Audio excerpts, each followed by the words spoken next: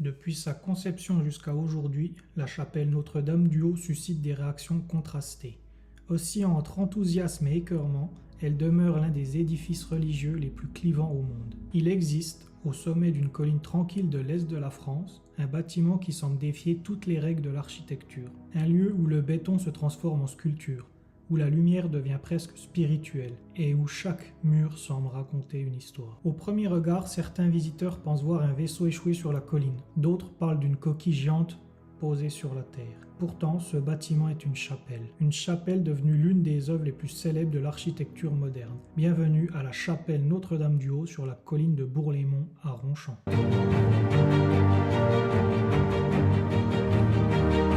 Bien avant la construction de la chapelle actuelle, ce sommet était déjà un lieu de spiritualité. Depuis le Moyen-Âge, les habitants des villages alentours montaient sur la colline de Bourg-les-Monts pour se recueillir. Une chapelle dédiée à la Vierge Marie s'y dressait déjà, attirant des pèlerins venus parfois de très loin. Chaque année, lors de certaines fêtes religieuses, la colline se remplissait de fidèles. Mais au XXe siècle, l'histoire de ce lieu va basculer.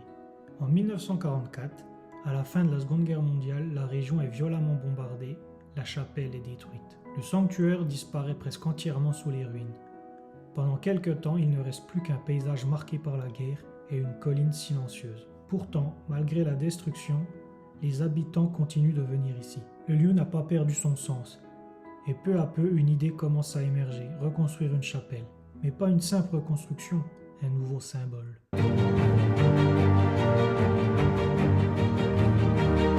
Pour ce projet, un nom est proposé. Un nom déjà célèbre dans le monde entier, celui de Le Corbusier.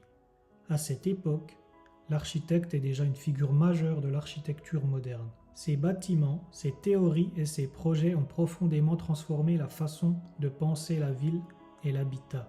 Mais il y a un détail étonnant. Le Corbusier n'est pas particulièrement religieux et il n'a presque jamais construit de bâtiment spirituel. Au départ, il hésite même à accepter. Puis il visite la colline et quelque chose se produit. Face au paysage immense, aux montagnes lointaines et au silence du lieu, il imagine un projet totalement nouveau.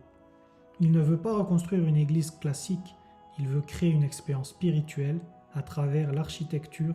La construction commence en 1950.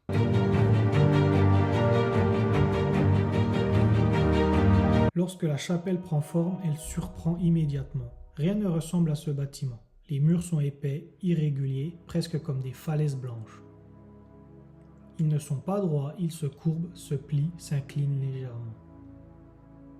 Et au-dessus de tout cela flotte un immense toit de béton. Une forme sombre, massive, presque mystérieuse. Le Corbusier explique que cette forme lui a été inspirée par la carapace d'un crabe trouvé sur une plage de Long Island.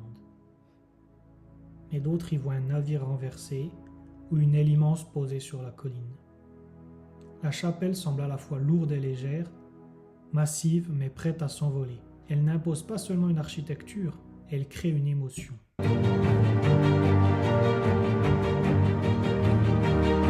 Mais le véritable mystère se révèle lorsqu'on entre à l'intérieur. La chapelle est plongée dans une pénombre douce. Les murs épais sont percés de dizaines d'ouvertures irrégulières, certaines sont minuscules, d'autres sont profondes, presque comme des tunnels dans le béton. Chaque ouverture laisse entrer un rayon de lumière, mais jamais de la même façon. Les vitraux colorés transforment la lumière en taches rouges, bleues ou jaunes. Et au fil des heures, le soleil change complètement l'atmosphère du lieu. Le matin, la chapelle est baignée d'une lumière douce, à midi les rayons deviennent plus intenses. Et le soir, les couleurs se mêlent dans une ambiance presque mystique. Le Corbusier disait que la lumière devait être l'élément principal de l'architecture. Ici, elle devient presque invisible, mais essentielle. She holds the fool's gold, and her face is to the wind.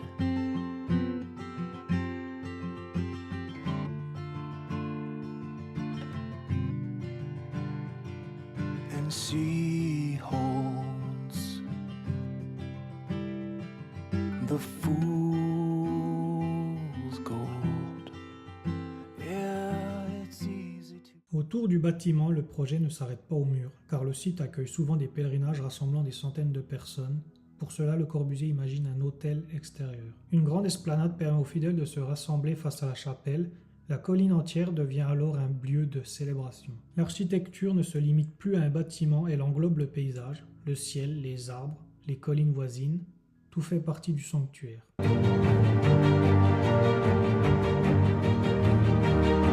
Au fil des décennies, le site continue de se transformer.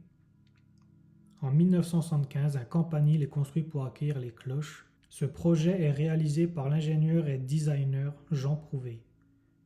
Puis en 2011, un nouveau chapitre s'ajoute à l'histoire du lieu. L'architecte Renzo Piano conçoit un petit monastère et une porterie à proximité de la chapelle. Ces bâtiments contemporains sont volontairement discrets. Ils s'intègrent dans la colline sans voler la vedette à l'œuvre de Le Corbusier.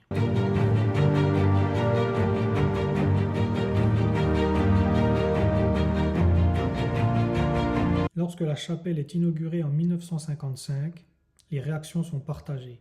Certains critiquent son apparence étrange, d'autres pensent qu'elle n'a rien d'une église traditionnelle, mais avec le temps, les regards changent. Les architectes du monde entier viennent à Ronchamp pour l'étudier. Peu à peu, elle devient un symbole de l'architecture moderne. En 2016, la chapelle est inscrite au patrimoine mondial de l'UNESCO avec plusieurs œuvres majeures de Le Corbusier. Aujourd'hui, elle attire des visiteurs venus du monde entier. La chapelle de Ronchamp n'est pas seulement un monument, c'est une expérience. Un lieu où l'architecture, la lumière et le paysage se rencontrent. Un endroit où le béton semble presque vivant et où le silence prend une dimension particulière. Au sommet de la colline de Bourg-les-Monts, le bâtiment imaginé par Le Corbusier continue de fasciner, comme un mystère posé sur la terre.